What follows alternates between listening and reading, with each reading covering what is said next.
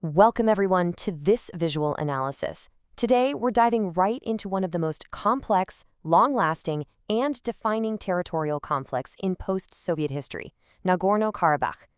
We're not just going to read you dry historical facts. Instead, we're using data straight from the sources to visualize exactly what happened, why the fighting started in the first place, and how the map of this entire region was completely redrawn. If you've been wanting to really understand the roots of this dispute between Armenia and Azerbaijan, you are in the exact right place. Let's get into it.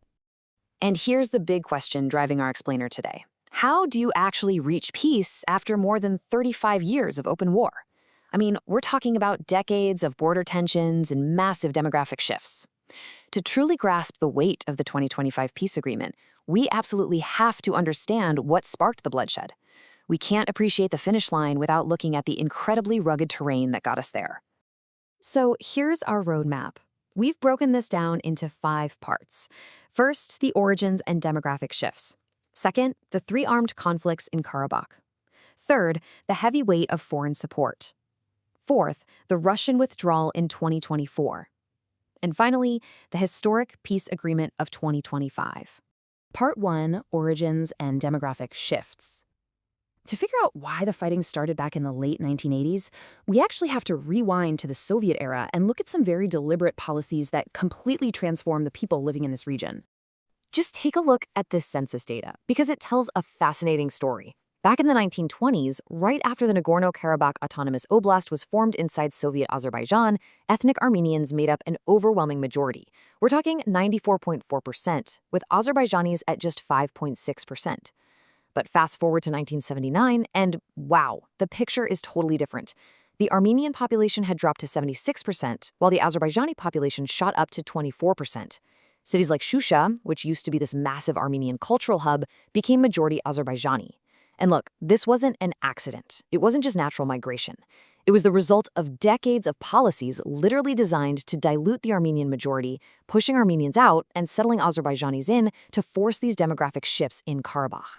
Don't just take my word for it. This dynamic is perfectly captured in a 2002 interview with Haidar Aliyev, the former president of Azerbaijan and a major Soviet-era leader. He openly admitted, and I quote, "I tried to change the demographics in Karabakh. I made efforts to ensure that there would be more Azerbaijanis and less Armenians living there." This quote objectively shows how authorities were actively manipulating the demographics, based on the historical record. So by the time the Soviet Union started collapsing in the late 80s, Nagorno-Karabakh was basically a pressure cooker of pent-up ethnic tensions, just waiting to explode. Part 2, the 3 armed conflicts. Now that we have that context, let's see how those simmering ethnic tensions boiled over into all-out war. The military evolution of this conflict spans 35 years, playing out across 3 distinct phases. It all kicked off in 1988 with guerrilla warfare, which quickly escalated into the First Nagorno-Karabakh War, ending with a ceasefire in 1994. After that, we entered this long, drawn-out period often called a frozen conflict. Lots of low-intensity border clashes, but no major shifts. That is, until the balance of power drastically changed, leading to a much shorter, highly technological second war in 2020. And finally, the lightning offensive in 2023. Let's break down exactly what happened in each of these phases. So the first war wrapped up in 1994 with a clear military victory for Armenia. The biggest outcome? The emergence of the Republic of Artsakh. This was a de facto independent state, though crucially it was completely unrecognized internationally. Armenian forces didn't just take control of most of Nagorno-Karabakh itself, they also occupied 7 surrounding Azerbaijani districts. This tragically led to the expulsion of the Azerbaijani populations from those areas in the 90s. From there, the conflict froze. The front lines dug in, and for decades, despite regular skirmishes, the map barely budged. But under the surface, the power dynamics were fundamentally shifting. And boy, did that balance of power shift. In 2020, the Second Nagorno-Karabakh War erupts. This time around, Azerbaijan came in armed with far superior weaponry, especially modern drones. They quickly recaptured all the surrounding districts and a full third of Nagorno-Karabakh itself before a new ceasefire was signed. But the absolute breaking point came in 2023. Azerbaijan launched a rapid new military offensive and in just a matter of days forced the Republic of Artsakh to lay down their arms and dissolve. The historical result of this was the near-total flight and expulsion of the region's ethnic Armenians in September 2023, giving Azerbaijan complete and total control over the entire territory. Part 3. The weight of foreign support. Look, no modern conflict exists in a vacuum. To really understand Azerbaijan's decisive victory, we have to look outside the Caucasus. The intervention of foreign powers is a massive piece of the puzzle here. Turkey played an absolutely vital role, supplying Azerbaijan with advanced weapons and game-changing drone support, like F-16s. Then you have the United States, which had a fascinatingly split approach.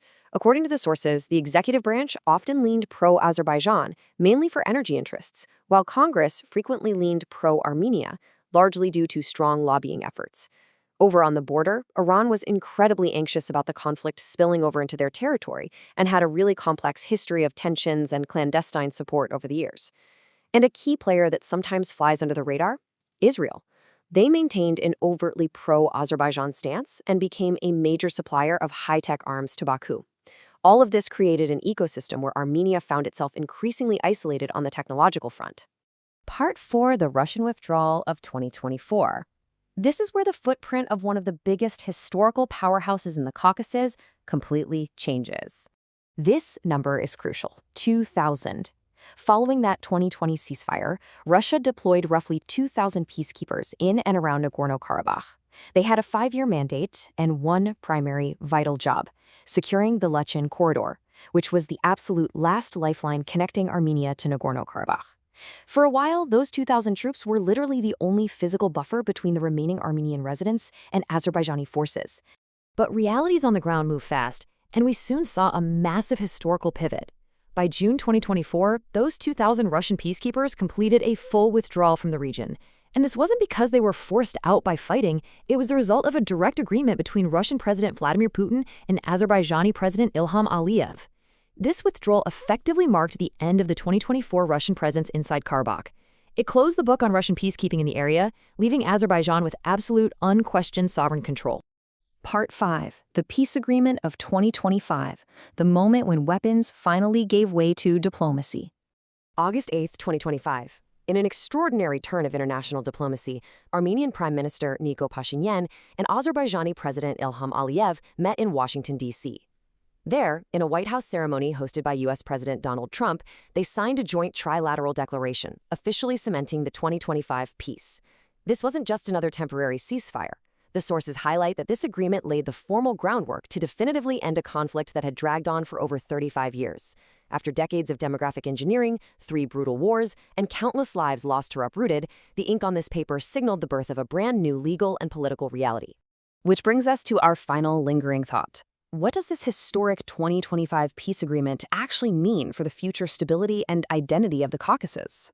A conflict that literally consumed generations finally has a diplomatic resolution on paper. But those massive demographic shifts and the deep scars from 3 wars, they are now woven into the very fabric of the region. How are Armenia and Azerbaijan going to adapt to this new era of peace? I highly encourage you to keep looking into how this recent chapter of history unfolds, because this treaty, it's really just the first step.